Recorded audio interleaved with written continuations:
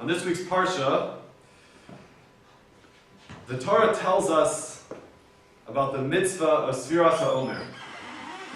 That there's a mitzvah to count 49 days, 7 weeks, from the second day of Pesach until Chag HaShavuos.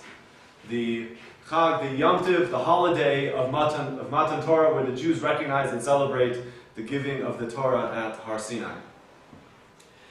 Rav Shimshon Raphael Hirsch points out that the mitzvah of Sfiras HaOmer, of counting the Omer which was a type of offering which was brought every day as a korban, so a korban Omer was brought as an offering every day of these 49 days.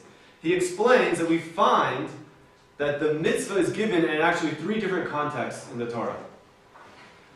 And in this week's Parsha, it's the first time that it appears, and we see that the mitzvah is given immediately after Chag HaPesach.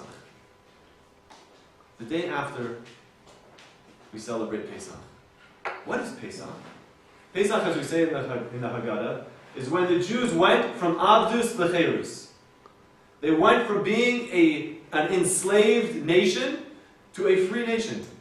We were granted our freedom on Pesach.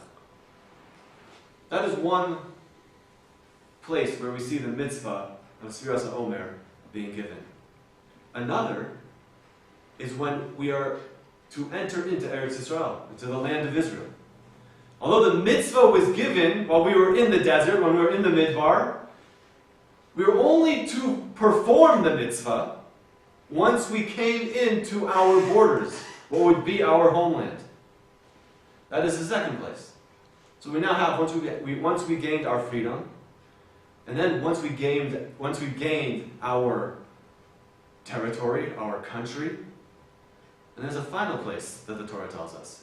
And it says that we're supposed to start counting the Omer once we begin our harvest.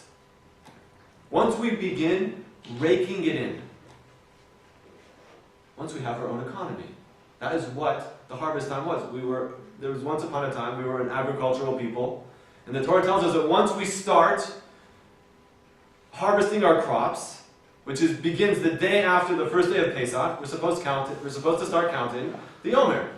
So we now have these three places. Again, once we've gained our freedom, once we have our own land, and once we have an economy. And Rav Hirsch says that at this point exactly, any other nation, having achieved that, any other nation would be celebrating. They would have said, we have arrived, let's launch some fireworks, have a jet show, light up the barbecue, pull out a few cold ones, we've gotten there, right? What does the Torah tell us to do? Right at that point, the Torah tells us, start counting the Omer. And what are we doing when we're counting the Omer? We're counting from Pesach, 49 days, 7 weeks, till Chag Matan Torah, till the day that the Torah was given. And each day that we're counting, we are realizing that we're getting closer and closer to that monumental event, that extremely meaningful event. Because the Torah is telling us a great message here, that when you have all of those things as a nation, you have your independence, your liberty, it's all supposed to be harnessed for a greater good. For a Jew to have all of those things, was to take it and harness it for the greater good. For you to use it for avodas Hashem, for our service of the Torah and observance of it, fulfillment of it. That's what it's there for. We have a country, we have our freedom, we're not slaves to another nation, we have an economy. All of these things are to be harnessed for a greater good towards Matan Torah.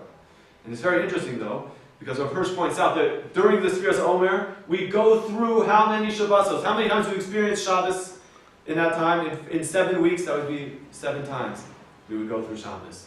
And Shabbos contains within it a very fundamental lesson. Because Shabbos is a day where a Jew, it's forbidden for him to work. He's supposed to internalize and go through that cycle, brainwash himself, so to speak, 7 times, that really, I'm not in total control here.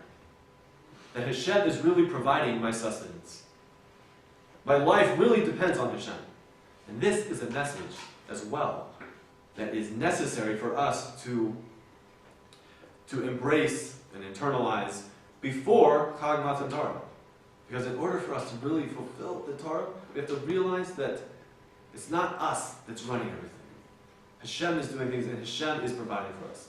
And with that, I'd like to close and wish everybody a wonderful Shabbos, and hope this adds meaning, at least, to what it is to count the Omer.